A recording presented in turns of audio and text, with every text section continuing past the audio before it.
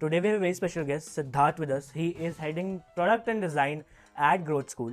Why drop out of college is an interesting bit. I could not make sense of college. A lot of what we do is that, right? It's fascinating to me, like designers will be like, oh, presentation is so important to the customer. Learn how to ask questions and learn how to use the internet to search for answers.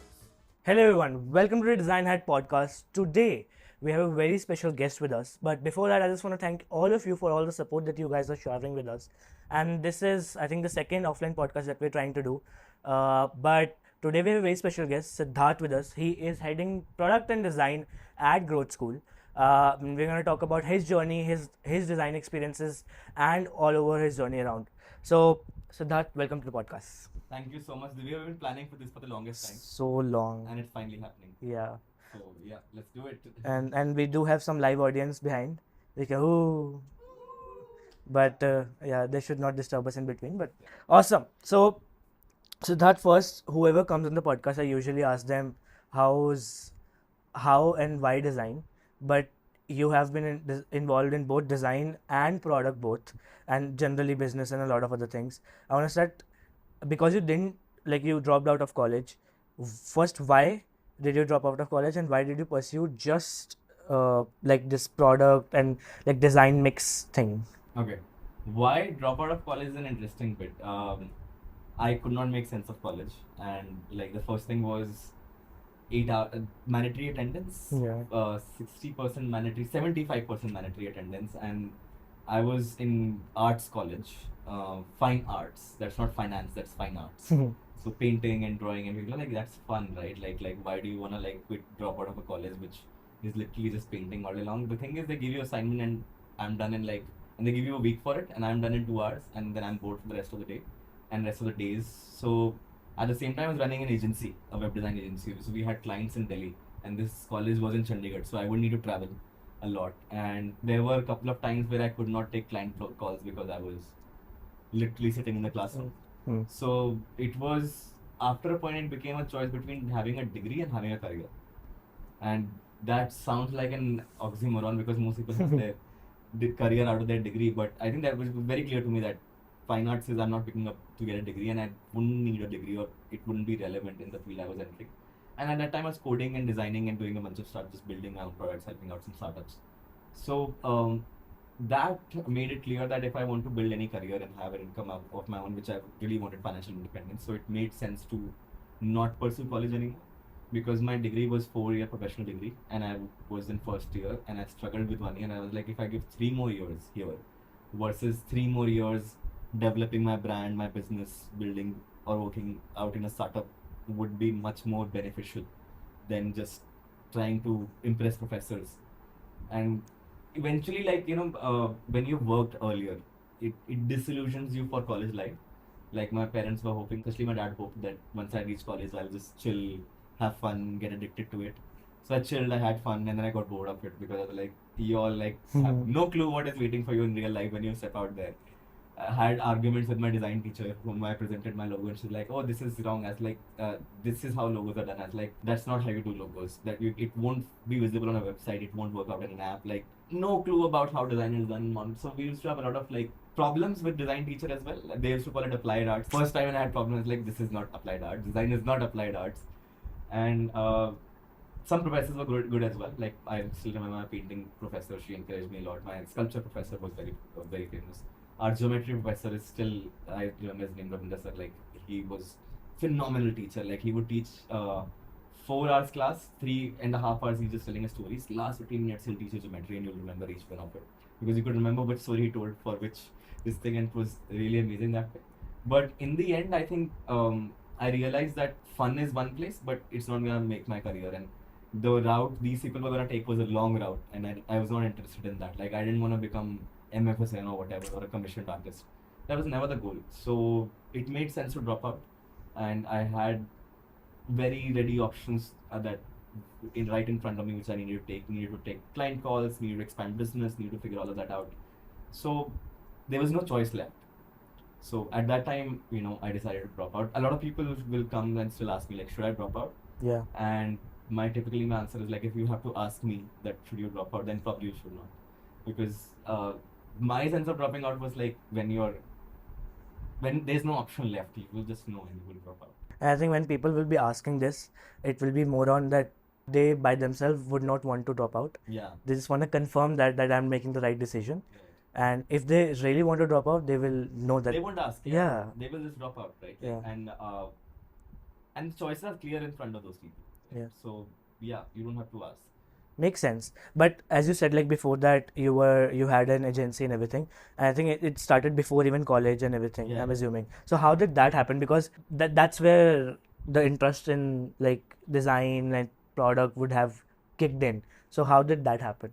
And was schooling involved in that? That's a good question. Yeah, for sure. That's a good question. So, then I'll have to go really back because then I'll have to go probably in the 90s when I was like 5-6 years old and I had my first encounter with with computers. I still remember Windows 95, and before that it was Lotus 123 and Yeah. Word Star, and I have seen all those interfaces. Like most of the folks would not even have heard of these software. Yeah. And I've seen people using it. So computers are up and running, and 90s was liberation time. Now that I know retrospectively, economic liberation for India and this thing. So around that time, my dad opened a cyber training center, computer training center, they were called, where people will be trained in WordStar, word formatting, Microsoft Excel, and God knows what else. And I was just interested in messing around with the computer. Like I literally did not care what was I doing on computer. Like I just wanted to sit in front of one and engage with one, and just felt natural to use one. So that was my initial exposure of computers, and I was so fascinated by the idea of a computer that was for first 10 years of my since like literally 5 years old to let's say 16 years old. Those 11 years just was waiting for a computer. Like one day I'm gonna have a really good computer that's gonna work, and then I literally in my diary had like file folders architected. Like this is how they. Now I know the word information architecture, but this is how I will organize my life. This is how I organize these ideas. So then finally it happened. I finally got my computer, and the first thing I learned was messing around with games, programming, because I'm fascinated. There's so many software you can play with, but how do you build one? So I got some game builders, etc. Those computer magazines used to come with free CD and DVDs with free software on it. And one of the softwares I played around with that you could change icons of an app and all that stuff. That was fascinating. That got me into a little bit of scripting and programming. Just got accustomed to it, that there's something like coding exists. Then school enters, surprisingly. 9th class, they introduced us to something called HTML. Right? And I was fascinated. I was like, wait a second, like, do you mean I do this and suddenly I can do whatever on the page? And before that, I had background in arts. Like, I was really good at painting, and I would always be the person responsible for managing the notice boards for my house in the school, right? Like I would decide what goes where and arrange it and win competitions for it and God knows what. So I was like, okay, now I have a bulletin board, a wide canvas, no limitation of physical material that I have to put there, and I can just place whatever. So I started building crazy stuff. I remember trying to then understand tables. The first time I understood how table design is done, I was fascinated. So I went to every website, started decoding, like, okay, how did they build this crazy website? Like Disney used to have crazy websites, like their shadows and this thing I was always impressed by. So I was like, okay, how did they make this happen? So I would try to discover that. So in all of that, within 9th grade, I kind of got very accustomed to HTML, Dreamweaver. Still wasn't very good with, I could write basic PHP, but I wasn't good with databases, dynamic landing pages, etc. But basic stuff I could build. So I decided to try freelance in 10th grade. I think this is just starting of 10th grade. And I went to, I think back then it was called On Freelance or something freelance. Now it's called freelance.com. Getfreelance.com it was called. And at that time I got like my first $15 job from a lady in the US, and I built her Flash website. It's the yuckiest design I've ever done in my life. And I remember posting it to one of the design forums, and everybody like tore it apart. Like this is and somebody I remember wrote like my professor of design, like when I showed this website, they took this as a live example of how not to design a website. And I was shameless. I was like, yeah, thanks for letting me know, but would you exactly, what was confusion to me, like everybody's laughing at the design, they're making fun of the design, but nobody's talking about what's wrong with the design. If somebody could tell me what's wrong with it, I could fix it, right? Instead of just laughing at it.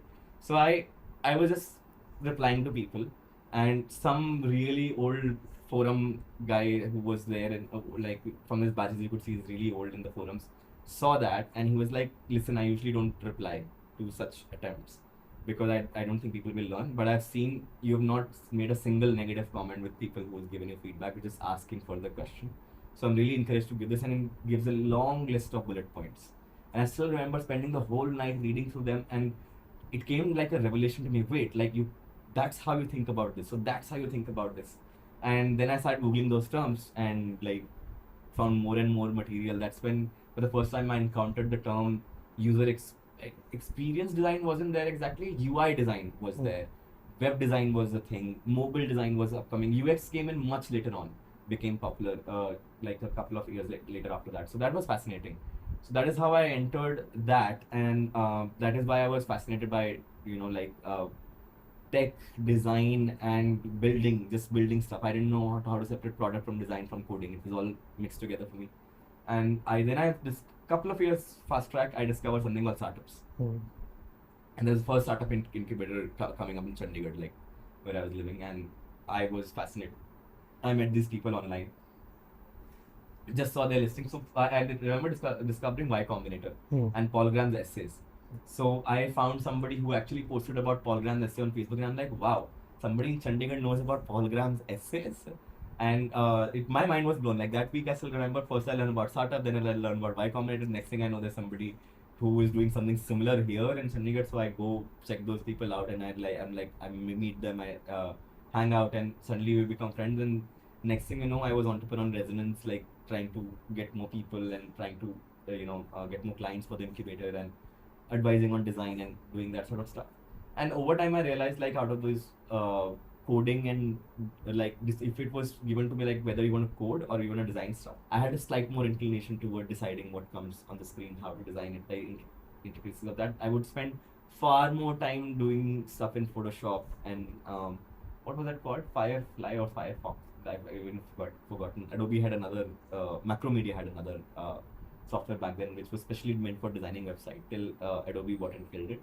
So that was the starting phase, and then I just kept reading more, and as more stuff became obvious, like I did not know about HCI for the longest time, but by the time UX and iPhone launch and all these pieces started coming in, and then I was plugged in. Like then I was plugged into tech. Like I knew okay what Apple is, what they're launching, how that works, and what how that industry is functioning, what new startups are coming.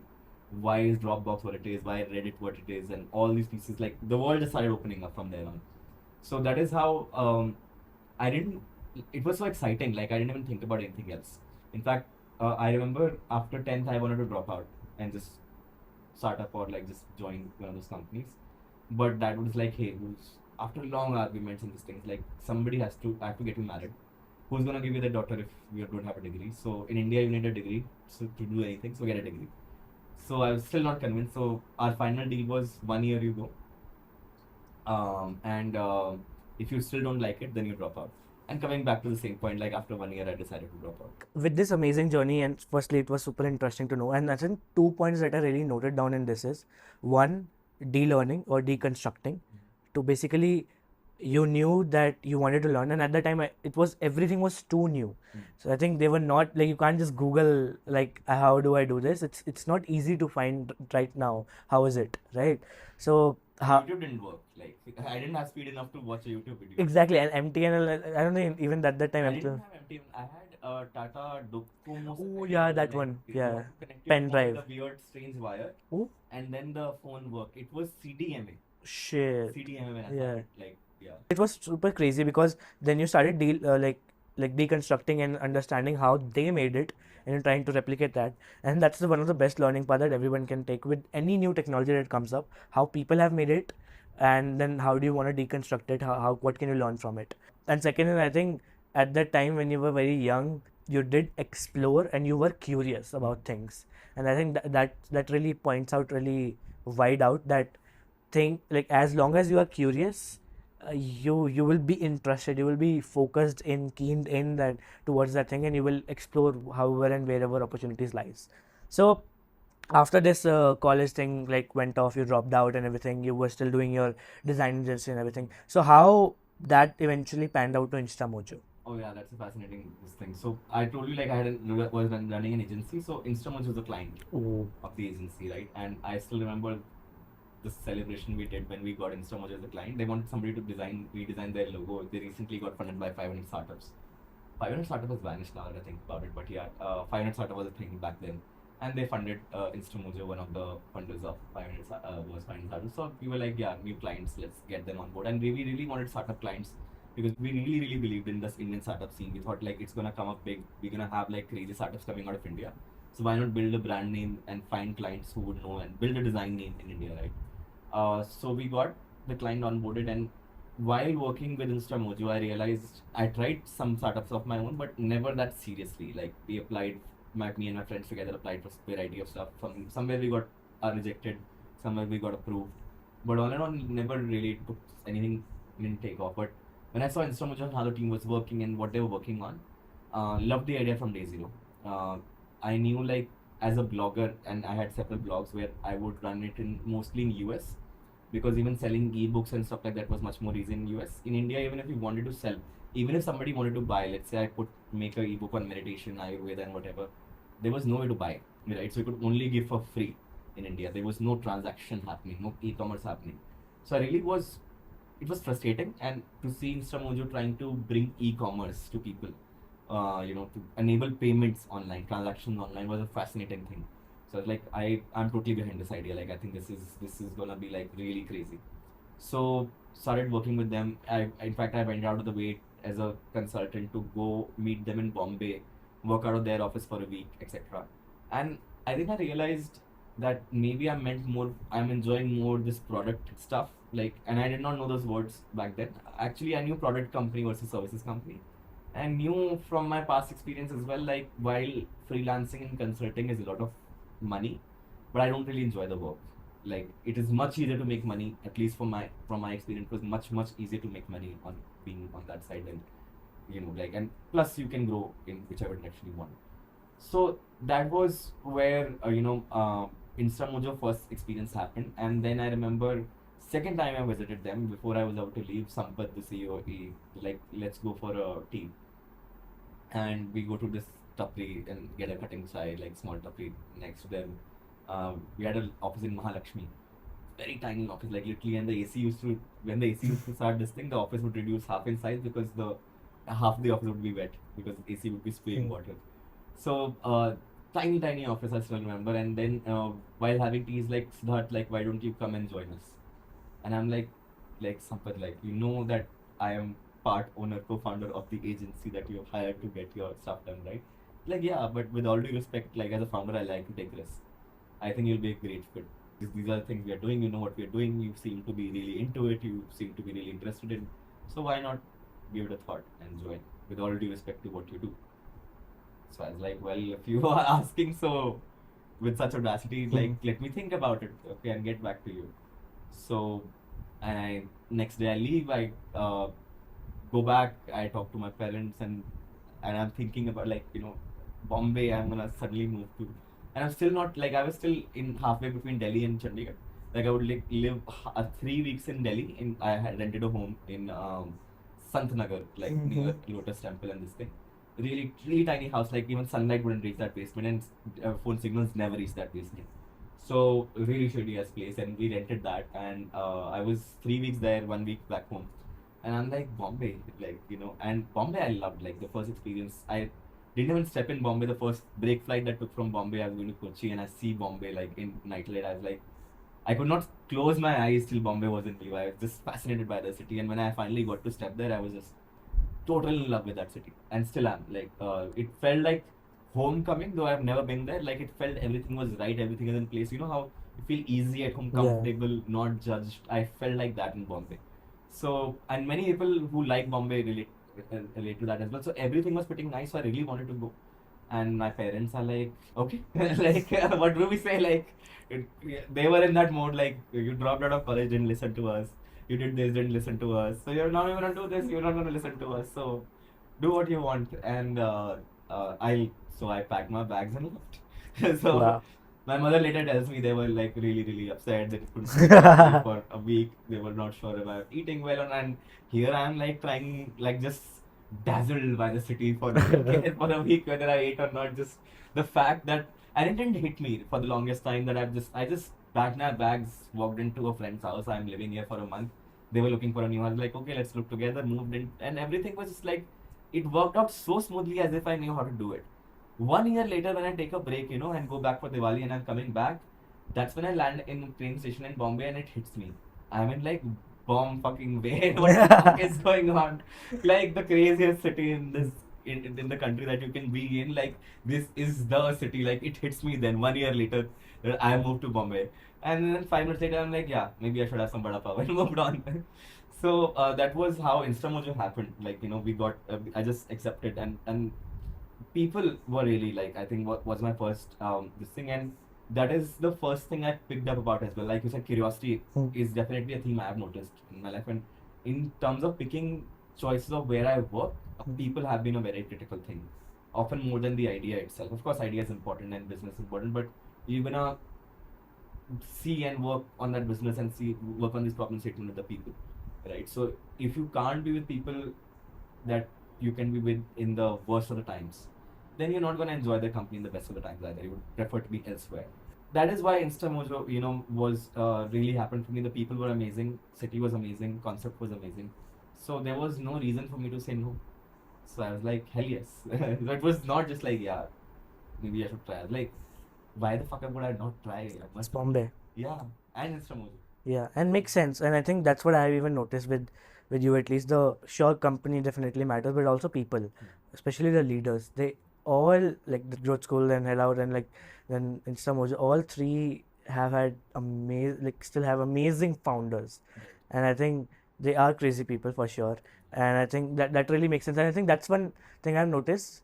What you just said, the problem that they're working on, that has to that has to be really crazy and that has to be really unique at the time that they're solving it. That sounds really great. So after Instamojo and like working here, what would you say you learned about because at the time the payment structure in India was not like it is right now. It was really new. People had really difficult time to accept that, trust that. What would you say one thing that you noticed was very unique at that time? Unique about us company or the industry or India? About the product, about this problem that you were solving, and what you learned from the overall time you were there. So, Instamojo's journey, right? Like it was a lot of complete of what to do in a startup, what design means, what product means, what tech means, what tech as a leverage means. Everything I practically learned at Instamojo only, right? Like growing with the company right along. One of the fascinating things to notice was what tech can deliver and do. What leverage can it have? And to hypothetically know it, I can tell you right now, you write software in corner of your home one time, and you can sell it across the world, thousands and millions of times. But that's conceptual, right? Then, retrospectively, when I look at it, like we were trying to build this payments product, but we are trying to build it for MSME, micro and medium sized enterprises who do not have. And one of the longest time we did research, after very long research, we figured out, okay, the defining factor on whether they become Instamojo customer or some competitor's customer is whether they have a tech team in house or not. If they don't have a tech team, they're our customers. No one can touch them. They will pay a premium as well and stay with Instamojo because we understand what they go through. As a product manager, I also built product for that class of customers. One of the early ones that we built as a wonderful product that we built was PaymentLinks. This was back in 2012, 2013. 2012 we had the product, but it was not called PaymentLinks. It was called Offer Links, etc. And then there was I remember Apurv Pandit from pagalguy.com joining us as the first product manager. Wonderful guy, like crazy guy. I still admire him a lot. Learned a ton from him. And I still wish I could get 10% of the meticulousness that he had in his work. So he came in and started doing research, very different kind of research, going and meeting people in their offices. And we saw we sit down and debate in office this icon versus that icon. And our customers were opening it on CRT monitors. When sun rays are falling on half of the screen and it's permanently bleached. It doesn't matter what icon you use, it should work, it should clearly mention the number, and that changed perception a lot. And that's and then more and more it became I started to understand. Earlier I thought, I know as a designer, I know the best, I know this thing, and that is why I'm in the profession, because I get to choose and decide. Those last few years at Instamojo were really humbling In that sense, like everything I knew about that shattered. And then we realized what being customer led means. So the word payment links came from customers. That's what they called it. That's how they spoke about it. And this isn't, by the way, time in 2011-12, no one had payment links. Razorpay didn't have payment links. In fact, it did not start back in the day. Paytm was a recharge site. If you went to a bank, they were like, sure, you commit for 7 to 10 lakhs of transactions every month, deposit about 20 lakhs with us, and we'll give you the POC and this machine and the credential gateway. Flipkart was the only people probably around that time who had payment gateway integrated, otherwise, and bill payment companies. Otherwise, getting a payment gateway in India, forget about it, right? So that is the era, we started that payment links thing in, and the moment that word came from customer, then pitch came, that is when I saw what product market fit feels like, where people are speaking your language and you're like, but I just thought it in the room how you're speaking. It's crazy how customers pull when you find that fit of product market narrative distribution channel fit, right? So that thing, to watch it was crazy, and to observe, and then our customers leading us to new and new features. For example, the last product I built at Instamojo was Smart Links. And Smart Links is such a product I can still tell you that any MSME who touches it knows exactly what it does. You won't have to explain to them, no tutorial required. They will see the product and they will know exactly what it does and what problem is solved for them, whether it is for them or not. And you show it to any PM, you show it to any tech person, they'll be confused as to what this even does and why this exists. But my customers knew, and I knew why I built it, because that is what they needed at that time, and we built that. So that is what I learned at Instamojo, right? Apart from all the technicalities and this thing, I learned how startups are done, and I learned what it means to use tech, product, and design as a leverage in a business, what it can do. There's 7 years of Instamojo, so I can continue for the whole of the night, talking about what all I learned there. But to summarize, those were the most important pieces. It sounds interesting, because even when you said how tech design and product gets leveraged in a startup, I think at that time it was the main time all these three things were really booming in the industry. Getting the seat on the board, sitting the seat at the board, and making difference by using this in a startup was really, really important, because at that time, at the Western boom was also there, how they are leveraging this, we need to leverage this as well, and Indian startup obviously was booming. That was really, because I think your journey has been really amazing with this startup, at least culture, because India was really booming, and not just if even technology was booming, everything was really new and really digital, and being pushed there, right? So they say that in a gold rush, sell spades, right? So Instamojo literally was that. Exactly. E-commerce was the gold rush, and we were selling spades. Yeah, and that was really interesting. I think, but the next question is then, why leave, and then why head out? Why leave is an interesting question. I mean, you realize that, and that was hard realization for me. I mean, actually very emotional as well, and now it's just part of life. It's obvious that companies and people grow at different paces. At times, companies outgrow people, and at times, people outgrow companies, right? And then your journey with that sort of setup is done. There's not much you can contribute, and there's not much company can contribute to your growth as well. The challenges stop feeling challenging, right? Or as a kid would say, the challenges are not challenging anymore, right? That's actually literally so so the startup was not startuping anymore. So I was like, listen, the zing is gone. I need that back. And I also was like 7 years, I'm just doing the same thing. I just want to do something different, right? Then I thought, okay, I love personal finance, fintech, finance, and all this. I still love thinking about all those things, investment, world economics, and all these things are very, very in my head.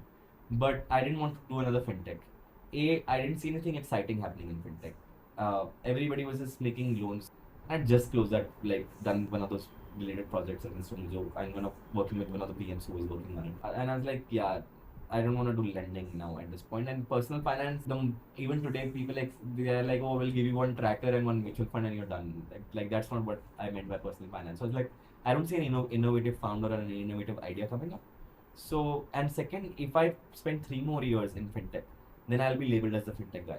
And I didn't want that early in my life. I was like, I don't know if I want to be the fintech guy. Who knows? Maybe tomorrow I want to be game tech guy, or maybe something else. So I was like, okay, I've been serving Indian customers, MSME, really niche, this thing. What is the complete opposite of it? Non-Indian customers, super rich. which I like, a fluent class, and that is where, and you won't believe it, like, Headout was not even on my radar. Travel companies were not even on my radar. But Akash, with whom I work in Instamojo, very good friend of mine, now he has his own startup investment. He reached out, would you mind talking to these people? And before I can say yes or no, he just makes a WhatsApp group, and I'm like, well, now the intro has come, and it's come from an important friend, so I can't say no. But I'm gonna take this up with this guy. Like, how can you just do an intro like that? You at least take a double opt-in, which is a standard thing. So I'm like, okay, I'll meet, and I go and meet the founder. And I still remember the recruiter Mahesh. He gets me super drunk before we meet the founder. So by the time we meet, I'm just barely holding myself together. I'm like, I don't know what I'm blurting out, but everything is whatever it is. That's what it is. And for 1 hour, even in my drunks, and my mind is being blown, right? Like, I was not drunk, but mostly tipsy. But I was just fascinated by his ability to articulate why design matters in his industry. Because like all cool. You make money, great, like very promising. You've been doing this for a while, but I've not heard Headout's name, and I see why, because you don't have Indian. Still, Headout doesn't sell anything in India. But why design? Like, why you need a designer like that, and you haven't hired a designer in so long? Why? And the conversation that followed was mind blowing for me. Like, I could not stop thinking about that a founder can have that level of clarity about what design can do for his business, his industry, and what he wants out of it. And I was like, that's fascinating, right? Like, and I kept thinking about it, and I was talking to some other startups, and there were many startups where we were getting closing rounds. I was talking to their investors, and all those rounds were happening, and I was like, why am I doing that? Like, I clearly can't stop thinking about this company. I'm like obsessed with the conversation we had. Then all the subsequent round of interview, the effect just kept growing more and more. And the more time I spent with the founder, I didn't feel any drain. And this was my mark of like people, like, with people whom I can work with. Because I remember my final round of interview, I went for 1 hour. We spent 3 hours. And that too, we had to close it because he ran out of time. Otherwise, I was like, I have time if you wanna, like, and I had full energy. I was not tired. I was like, hey, like, this is super exciting. Nobody asked me such good question. So let's talk, right? Like, and after that, they rolled out the offer. And I still remember it was, whether you look at ESOPs or numbers, it was one of the lowest offers. And I didn't give a shit. I was like, listen, I don't care. I really care about working with the people. And even though I'm not, I've never been like innately excited about travel industry as a person, working person. Like, I love traveling, but like never excited about the industry itself. But I really love the problem statement that you're talking about. So that is how Headout happened. So I wanted a growth path. I got a growth path, and it was fascinating journey there as well. Yeah. Amazing. So that's one thing I think common in your journey, that you have to always try to experience something new, like either with founders or either with the industry or either with the problem. And I think Headout was in Mumbai first, right? Or no, it was in Bangalore. Oh, nice. So Actually they tried SF or something earlier, but I don't know. Yeah. interesting, interesting. So then, like, how was the journey at Headout? Like, because you stayed there for almost 2.5 years. So how was the journey? Because like, we still know, like, as designers, it's a really amazing company. You hired amazing designers.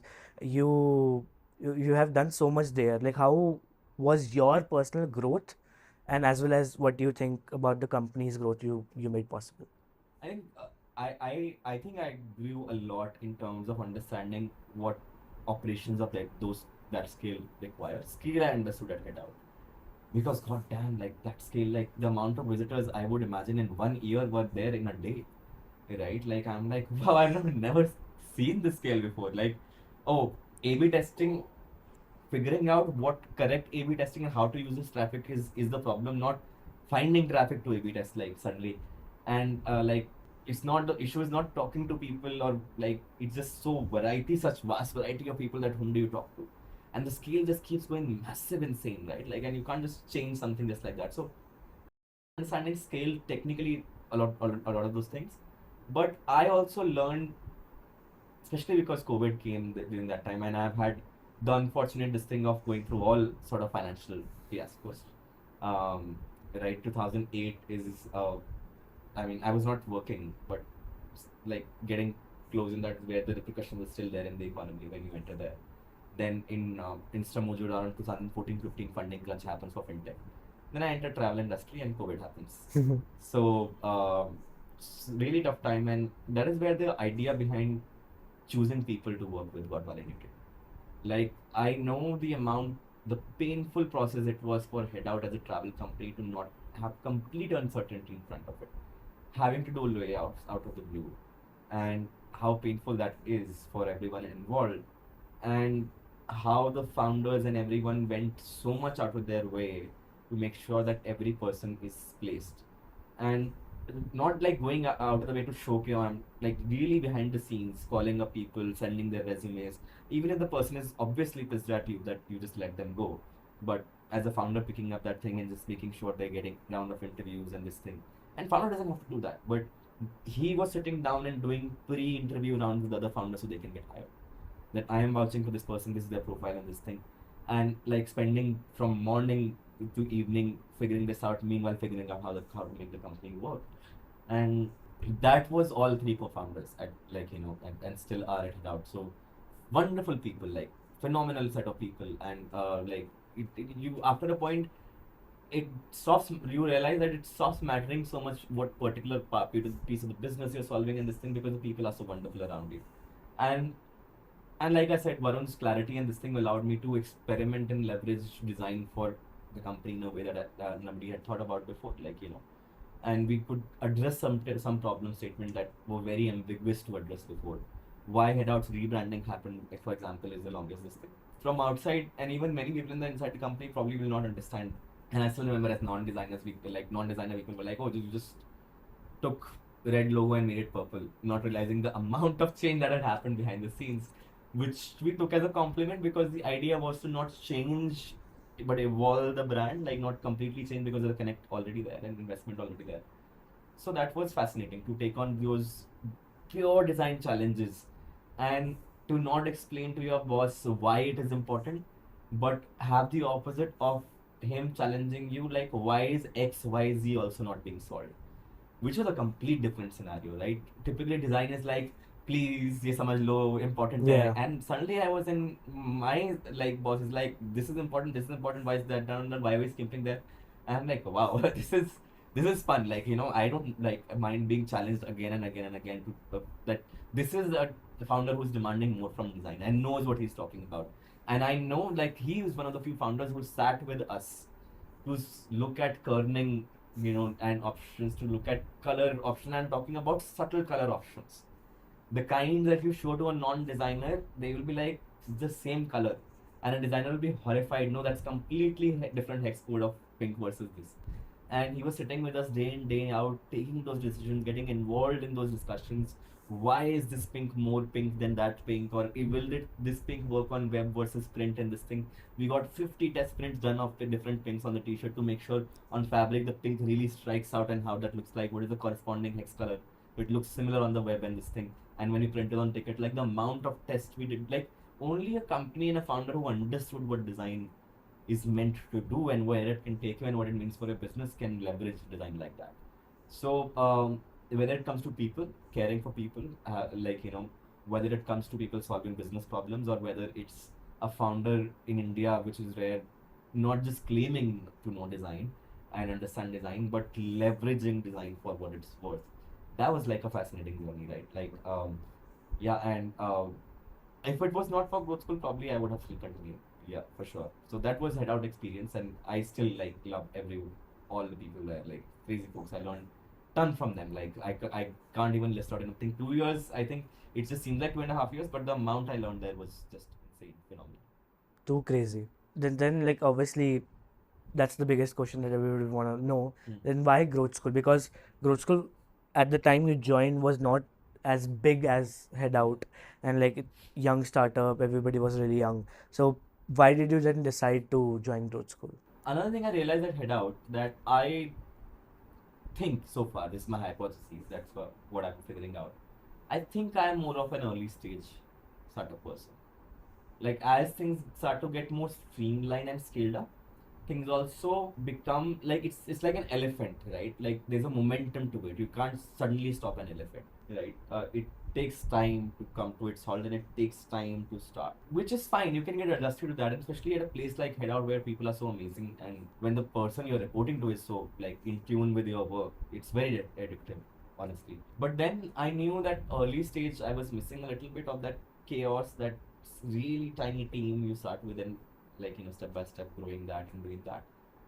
And at the second time, I in that pandemic period started getting involved in the scenario. Like I started a YouTube channel and everything. And one of the primary drivers behind starting YouTube channel was the same reason I used to go and give talks. It was like giving back. And I knew career is the most confusing thing. So talk about startups, entrepreneurship, figuring your own way life out. The idea was not, and I told them as well in my many talks that not all of you will become entrepreneurs, start a startup. But that way, the idea of figuring your own life out as an entrepreneur is what your career will be set. Don't imagine you will just get a degree and it will set you up for life. It's not your parents' world, right? That you just set and spend one company 60 years. That's not how modern world works. So the same thing continued. I saw that I was going to these colleges. There are kids who learned machine learning by themselves. They taught to themselves, build models and publish somewhere and whatever. And they were asking me, if I go to a startup, will they be excited to hire me? I'm like, are you kidding me? You tell a founder, you write mail to a founder, this is my model, like whether that model works or not, you're getting an interview. Because that proof of enthu and ownership that I can learn something on my own, that's it. That's the skill set. People keep asking, oh, what is startup looking for? I'm looking for you to learn yourself, right? Like if you can learn yourself with a little guidance, then yourself, then you can build career here, wherever you take interest, right? So when I started that YouTube channel and this thing, I started to get exposed to this training and this thing and saw what was happening there. And that's when Weber and we were friends since a long time. In fact, since Instamojo times. At Instamojo, I was giving a talk at IT Hyderabad. He was a fellow speaker. He was just finishing his talk before me. He was at Uber. I was at Instamojo. He was using Instamojo product for something back then. And he was in love with the product. And I was like, okay, cool. So since then, we've been friends. And just talking every single time we meet at some event, somewhere he's speaker, somewhere I'm speaker, somewhere both are speakers, and we will just discuss random crazy shit like under the world. What is this startup doing? What is that startup doing? Then both of us also, he landed in Klook, I was in Headout, both of us in travel startups. So that was also fascinating. दोनों का फटका भी इकट्ठे लगा. Like we both hit the travel crisis of COVID together. So then he started his LinkedIn project, his first LinkedIn workshop, as he built his LinkedIn profile. And I was watching it as it was unfolding. And because it was pandemic time, you were a lot more free. There's nothing really to do, right? So you would talk to people a lot. And you would want to talk to people a lot because you were stuck at home. You could not step out. So you wanted human connection. So we would talk at home for 3 hours. Like our 15-minute conversation became 1 hour, then 2 hours, then 3 hours. We're just discussing this, that, like this can happen, that can happen. And then I remember him sending me a Zoom recording, a recording of, oh, hack this Zoom in-house. And I was like, okay, this guy is interested in building a company, for sure. This is where the direction I see it going, but let's wait and watch. And Vaibhav's art of selling is Vaibhav's art of selling. So we just kept giving me updates of this has happened, this we have unlocked, this we have unlocked, this we have achieved, this we have achieved. And when he started discussing product problems with me, that this is what I'm thinking, what do you think about that? My brain was on. My brain was like, and that night I did not sleep till 5 a.m. We finished our call at like 2 a.m. and I'm up 3 hours later. And I'm just like, if you could do that and get that data from there, then imagine what will happen in this industry. EdTech will be killed. So I'm just imagining like things like those, and I'm like, listen, like this is problematic. I need to sleep. But that's how I knew, like, okay, I found something that at this point is really calling, and it at this point seemed like the appropriate next logical step, where I would be challenged even more, and I would get to test out the hypothesis if I'm really an actually early startup person, or scale is just different and I need to adjust for that. So I don't know, like depends. So that is why growth school happened, and I knew that it was one important part of what that was also Weber. Like I said, people are always important. If somebody else was doing growth school, would I be that interested? I don't know. But because it was Weber, when I knew how his mental models work, this thing was, if any person can take a crack at this industry. So I talk about this thing called industry founder fit. Not every founder is fit for every industry. But I have had the privilege of working with founders who had great industry founder fit. Like Sampath's each quality, like is uniquely poised for Instamojo and that industry. And like Varun's sensitivity towards design and experience, and like experience we talk about, just generally how you're feeling, what your life is about, and that sensitivity is why he even is in travel. And when he says I will do this company, like I will do this till the last day of my life, I 100% believe him. He will definitely do it till like the last minute of his life. And then Webhub, right? Like from knowing him and his abilities when he was looking at this market, and it's not like he looked and then looked back and looked again. It's like he looked and kept looking, right? Like so yeah, so that was very fascinating. So I was like, yeah, if this industry I'm always fascinated by, but I really think edtech is not doing anything worthwhile. This is following the same trap of like fintech, selling loans and mutual funds to everyone, which doesn't work. You have to niche out, you have to build something different. And I could see that different in this thing. I could see that, okay, design and product can bring leverage here. Like user experience and productization and a little bit of tech can change the game here forever, right? I don't need like machine level, like team of 100, but a little bit of smart people, and we can build really good stuff to help the customers. Makes sense, and I think that's what even I kind of stayed at grad school, that because I felt that Vaibhav is building something really great. Yeah.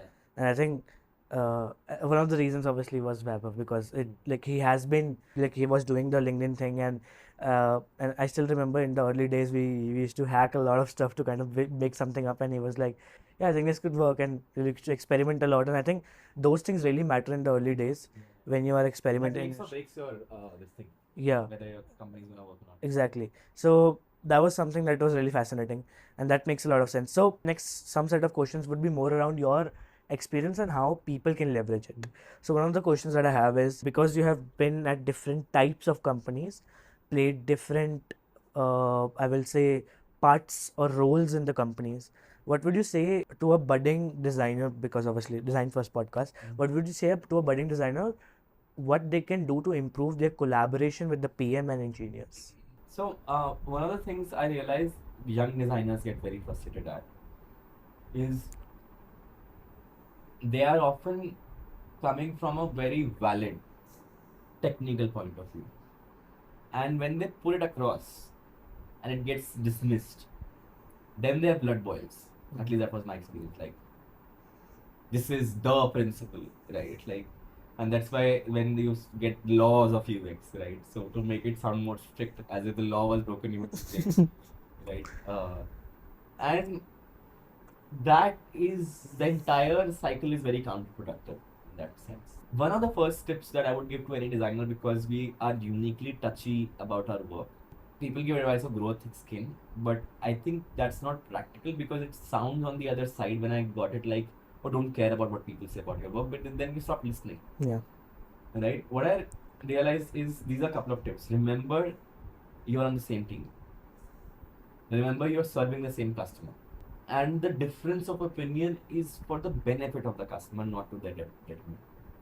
And have faith in your team that if you picked good people, and if the other things are true, that their perspective matters, and you're serving the same customer, if all these things are true, then together you will be able to solve a problem in a way that individually is not even possible for an individual designer.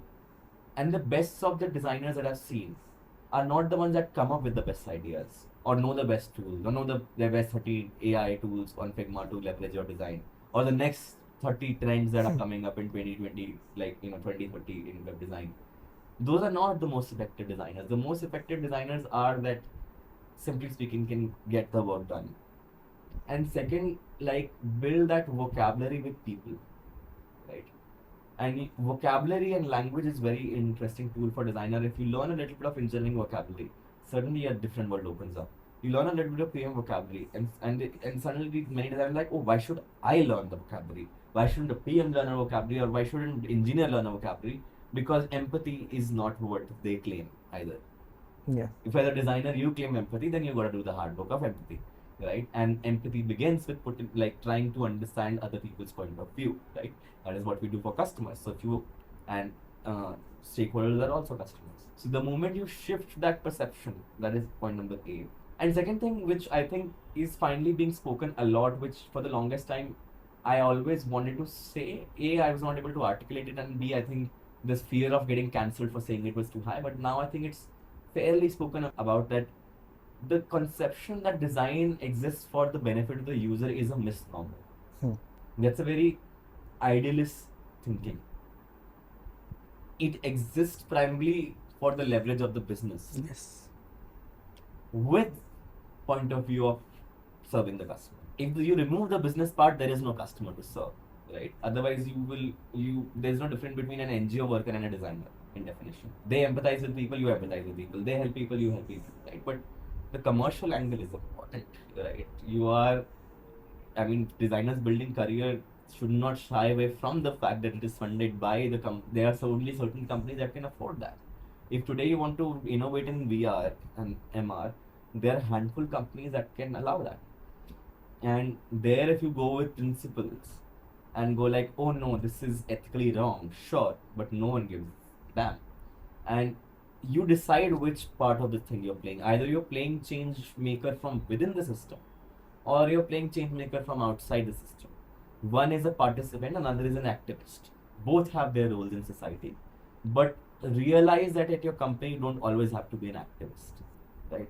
Participation still further draws much more leverage, and it is very underutilized by designers. So when people want to get involved, they want to get involved in decision-making, thinking process and this thing, right? And learning the vocabulary really goes along with. So these are a couple of tips. Remember, you're on the same team. Learn a little bit of vocabulary, show a little bit of empathy, treat them as you would treat customers as well. And the last piece, know that sure, you are there to serve the customer, but the business is very important context. The more you can leverage the business side, you will not have that is how I've seen designers go. After a point, it is not your technical ability that goes as a designer. Sure, you will experiment, but how many new inventions will you do? You're not gonna come up with more than one new UI pattern in your lifetime. It's just really hard to do that, right? Even if you come up with one, it's not gonna get popular or whatever picked up. So the real innovation comes from a designer who understands design and customer, sure, but understands business, and that is where you see growth from design as well. So people, especially freshers, I think these are important tips to keep in mind. Makes sense. And I think whether you join a company or not, it eventually pays down. It is a business. It is there to generate money. It is there to grow itself. And that's how you even get your money as well, right? Yeah. So eventually that you have to think about how a designer can leverage themselves in the company, how they can make the best use of their skills in the company, whether to kind of involve themselves in multiple projects or how they think they are best utilized. That doesn't mean you stop thinking about ethics. Yes. But I still feel a lot needs to be discussed between ethics and personal preferences of what you're comfortable with, right? So that separation is also important and very difficult to do at starting age. Now I know some principles I will not cross, and some things you will have to keep as negotiable, right? And as you grow as a designer, the negotiations is what you will learn. Yeah. And most designers are shocked that negotiation is 90% of the design. You can build the best design, but if you can't negotiate it and if you can't sell it.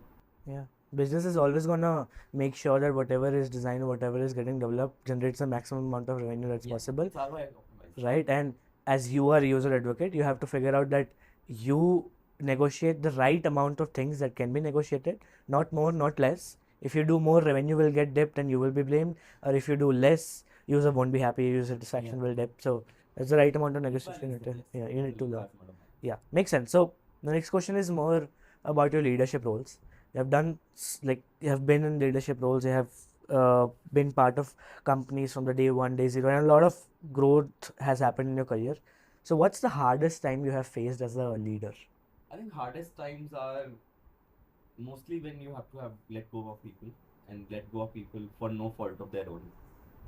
I had to face that twice. Once at Instamojo, layoffs, this thing, and pay cuts and this thing. Pay cuts are still fine, they're painful, but at that time it really becomes about keeping the team together, right? And so that's part and parcel of life. Anybody entering startup world should just come with an expectation of pay cut. You're lucky if in 3 years you did not get one. Those were the last 7 years, so a lot of rosy lucky times, but that's usually not the norm in startup world. But yeah, when I think letting go of people of not Headout, it had to happen because there was just no revenue. And you don't know when the government will open up. No one knows anything. The world is shut down. No one can step out, and you don't know when things open up. So as a travel company, what do? You can't keep people infinitely on your payroll either. So you have to take calls, and those calls were difficult, and those are some of the most difficult conversations to have, because at times when people leave, most of the times it's either happiness or leave. Happiness because they are pushed beyond and reaching for the next logical step in their career, which I believe is an important time for the manager to give a push and like be supportive to make sure that they have that transition as well. And at times they leave because they were the wrong fit. That okay, now they will be at peace, company will be at peace as well. But yeah, the third reason of letting go of people is not their fault, it's not your fault. That's the hardest. Like it's just emotionally very draining, right? Like the helplessness keeps washing over you. Like it's literally like you wish something you could do, some lever you could move and keep that person here, because but you can't. So those are I think the in short term most difficult time, but in retrospect then you are still good friends. Yeah, and you try your best to kind of save them, but Yeah. like it's how the world works, and No money in the bank, then everybody goes home. yeah, makes sense.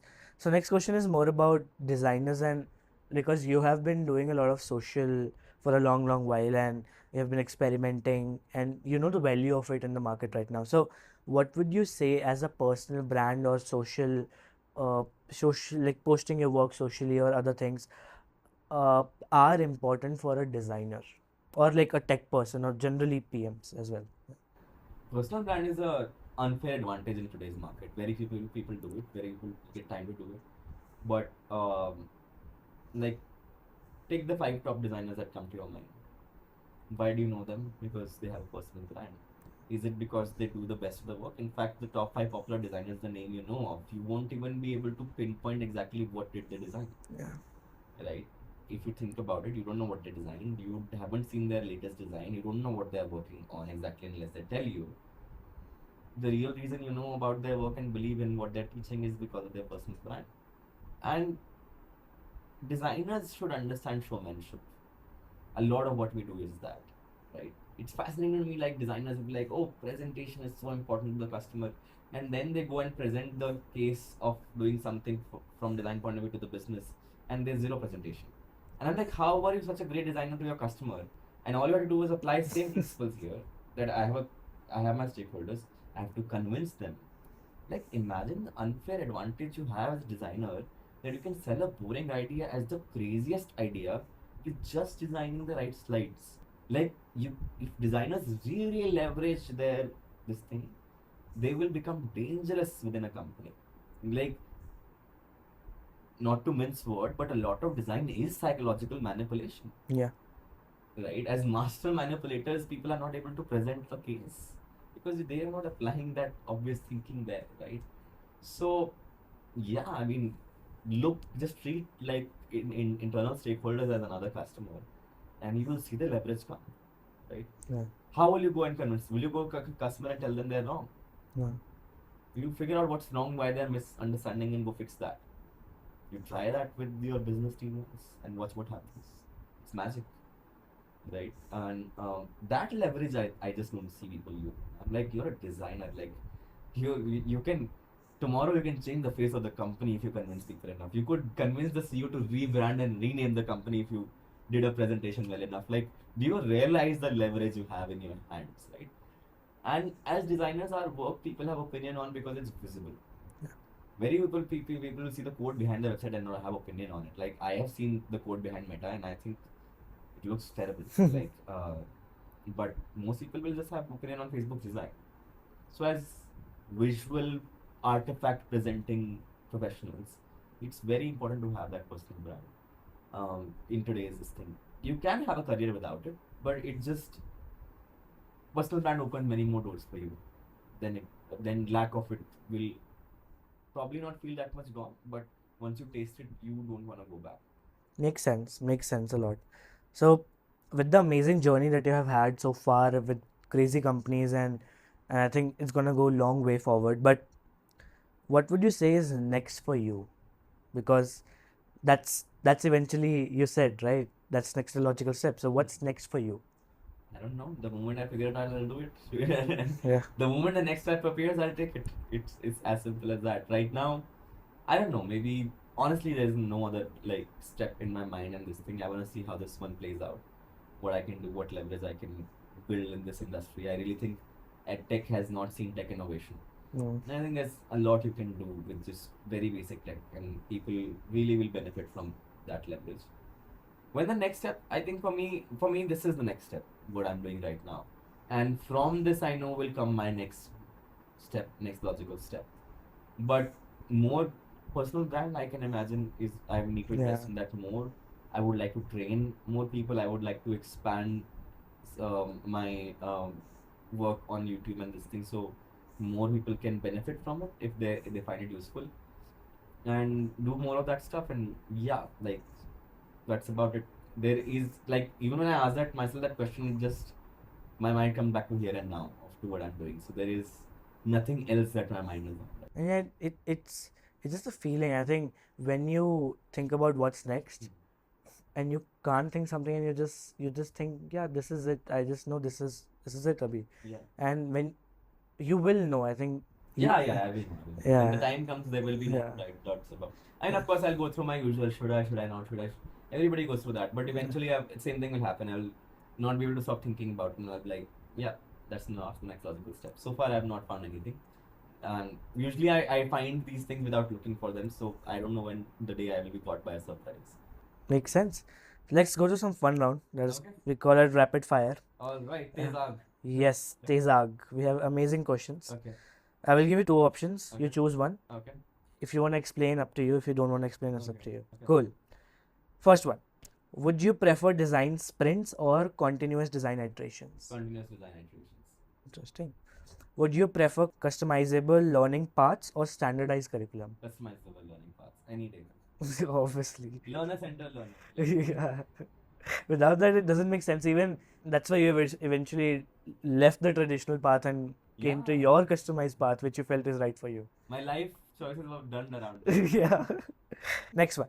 Would you prefer AI for immersive learning or virtual reality for simulations? AI for immersive learning, which could one of the plugins you could attach is virtual reality.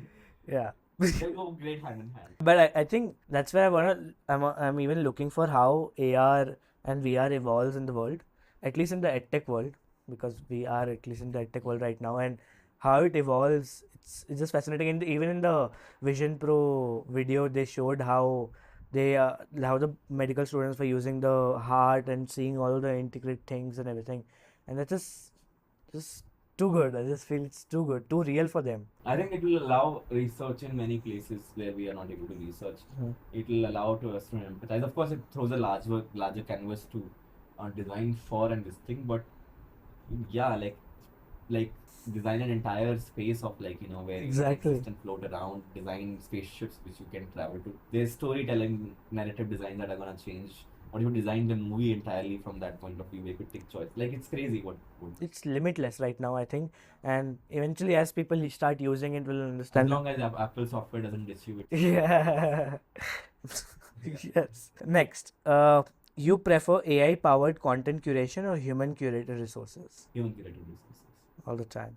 Usability testing with real user or expert evaluation? Usability testing with real users. Usability testing with anyone. Ignore the expert. Makes sense. Social learning features or individual progress tracking? Social learning features. Product market fit or competitor analysis for market validation? Product market fit. Product market channel product market messaging channel distribution. Product roadmap or product backlog for prioritization? Neither. Which one then? The problems at hand. Reality check. Makes sense. User onboarding optimization or customer support enhancement? Oh, customer support. In India, I really think overall we can do much better. That's Yeah. Last one. MVP or MMF? What does that mean? Minimum marketable feature. MVP. MVP, right? Yeah, as a designer, I always go towards MVP. But an MVP can also, they are not mutually exclusive. Yeah. So an MVP could also be MFF. But what you that's a question for me. I think what you say is a MVP. Like till when can you say it's a MVP? I prefer the word proof of concept. Hmm.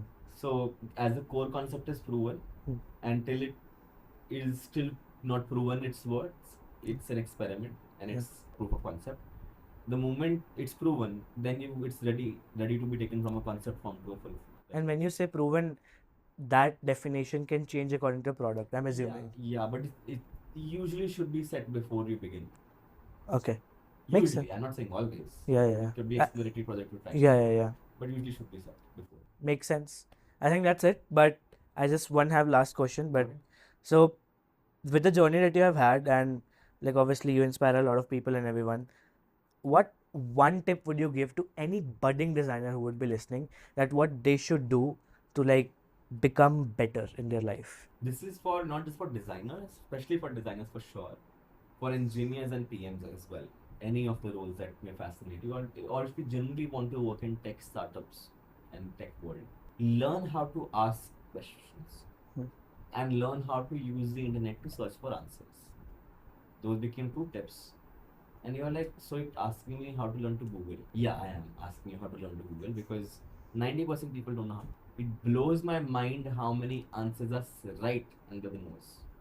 Right? Now, I might come across like, in our day, we learned the hard way, so we learn the hard way. Yes, sure. I mean, I don't buy into that completely. That's why I made the YouTube channel to make it easier for you folks. The hell, you don't have to spend 3 years trying to figure this shit out. I did you watch a 3 hour video.